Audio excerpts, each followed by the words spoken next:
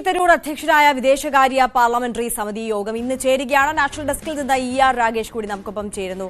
രാഗേഷ്, ഒന്ന് പാകിസ്ഥാന്റെ നട്ടെല്ലൊടിച്ച ദൃശ്യങ്ങൾ, ഓപ്പറേഷൻ സിന്ദൂറിന്റെ കൂടുതൽ ദൃശ്യങ്ങൾ പുറത്തുവിട്ടിരിക്കുകയാണ് കരസേന എന്നുള്ളതാണ്. ദൃശ്യങ്ങളുമായി ബന്ധപ്പെട്ട കൂടുതൽ വിവരങ്ങൾ വേണം. അതേസമയം തന്നെ ഇന്ന് വിദേശകാര്യ പാർലമെന്ററി സമിതി യോഗം ചേരുകയാണ്. വിദേശകാര്യ സെക്രട്ടറി ഓപ്പറേഷൻ സിന്ദൂറിനെ കുറിച്ച് കൂടുതൽ ഈ യോഗത്തിൽ വിശദീകരിക്കും, അല്ലേ?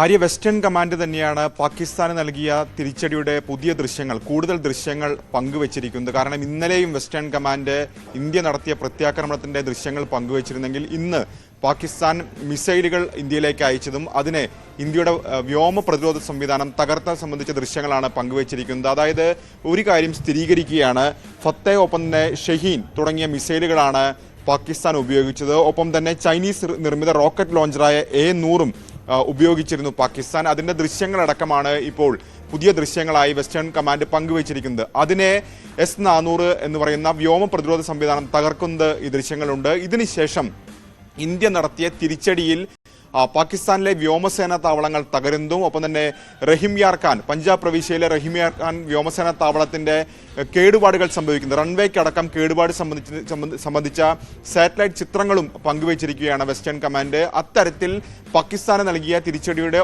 ഓരോ ദൃശ്യങ്ങൾ തെളിവ് സഹിതം കൂടുതലായി ഇപ്പോൾ സേന പുറത്തുവിട്ടുകൊണ്ടിരിക്കുകയാണ്. ഏതായാലും ഇന്നൊരു നിർണായക യോഗം ചേരുന്നുണ്ട്. അത് പാർലമെന്ററി കാര്യ സമിതിയുടെയാണ്, വിദേശകാര്യങ്ങൾക്കുള്ള പാർലമെന്ററി കാര്യ സമിതി. അതിന്റെ അധ്യക്ഷൻ ശശി തരൂരാണ്. 31 പേരംഗങ്ങളായി സമിതിയിൽ ജോൺ ബുട്ടാസ്, രവിശങ്കർ പ്രസാദ് തുടങ്ങിയവർ അംഗങ്ങളാണ്. ഏതായാലും ഈ നടപടികളൊക്കെ തന്നെ ഓപ്പറേഷൻ സിന്ദൂർ ദൈനംദിന കാര്യങ്ങൾ വിശദീകരിച്ചിരുന്നത് വിദേശകാര്യ സെക്രട്ടറി വിക്രം മിശ്രിയാണ്. വിക്രം മിശ്രി എന്തായാലും ഈ യോഗത്തിന് മുമ്പാകെ ഓപ്പറേഷൻ സിന്ദൂർ, അതിനുശേഷം വന്ന വെടിനിർത്തൽ കരാർ, അതിനുശേഷം ഇപ്പോൾ ഇന്ത്യ സ്വീകരിക്കുന്ന നയതന്ത്ര ഇടപെടലുകൾ, ഇതൊക്കെ തന്നെ അറിയിക്കും, ചർച്ച ചെയ്യും. കാരണം ഇതിനോടകം തന്നെ വിദേശ രാജ്യങ്ങളിലേക്ക് പോകാൻ സംഘത്തെ അയക്കാൻ ഇന്ത്യ തീരുമാനിച്ചിട്ടുണ്ട്.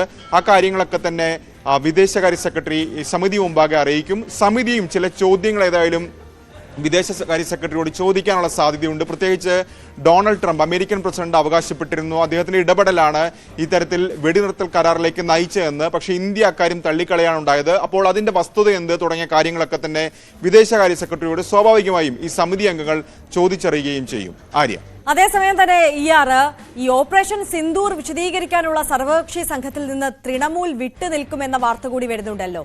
രാജ്യത്തെ പ്രധാനപ്പെട്ട പ്രതിപക്ഷ കക്ഷികളെല്ലാം ഈ വിഷയത്തിൽ ഒറ്റക്കെട്ടായി നിൽക്കുമ്പോൾ എന്തുകൊണ്ട് TMC മുഖം തിരിക്കുന്നു? അതെ ആര്യ, നേരത്തെ കോൺഗ്രസ് ഇത്തരം പരാതി ഉന്നയിച്ചതാണെങ്കിൽ കോൺഗ്രസ് അംഗങ്ങളെല്ലാം തന്നെ ഇതിന്റെ ഭാഗമാകുമെന്ന് അറിയിച്ചിരുന്നു. പക്ഷേ തൃണമൂൽ കോൺഗ്രസ് കുറച്ചുകൂടി കടുത്ത നിലപാടിലേക്ക് പോവുകയാണ്. കാരണം ലോക്സഭയിലെ കണക്ക് നോക്കുകയാണെങ്കിൽ തൃണമൂൽ കോൺഗ്രസ് ഏറ്റവും വലിയ 4ാമത്തെ കക്ഷിയാണ്. 29 അംഗങ്ങളുണ്ട്.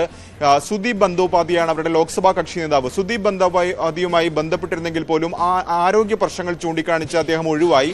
പക്ഷെ പകരം ആര് എന്ന് തൃണമൂലിനോട് ചോദിച്ചില്ല എന്നാണ് ഇപ്പോൾ പാർട്ടി വൃത്തങ്ങൾ പറയുന്നത്. പകരം യൂസഫ് പഠാനെ അയക്കാനുള്ള തീരുമാനമാണ് കേന്ദ്ര സർക്കാർ എടുത്തത്. JDU നേതാവ് മനോജ് ഝാ അധ്യക്ഷനായ സമിതിയിലേക്കാണ് അത്തരത്തിൽ, സഞ്ജയ് ഝാ അധ്യക്ഷനായ സമിതിയിലേക്കാണ് ഇത്തരത്തിൽ യൂസഫ് പഠാനെ പരിഗണിച്ചത്. സ്വാഭാവികമായും അതിൽ കടുത്ത അതൃപ്തി തൃണമൂൽ കോൺഗ്രസിനുണ്ട്. കാരണം സീനിയർ ആയ പല നേതാക്കളും MP-മാരാണ്.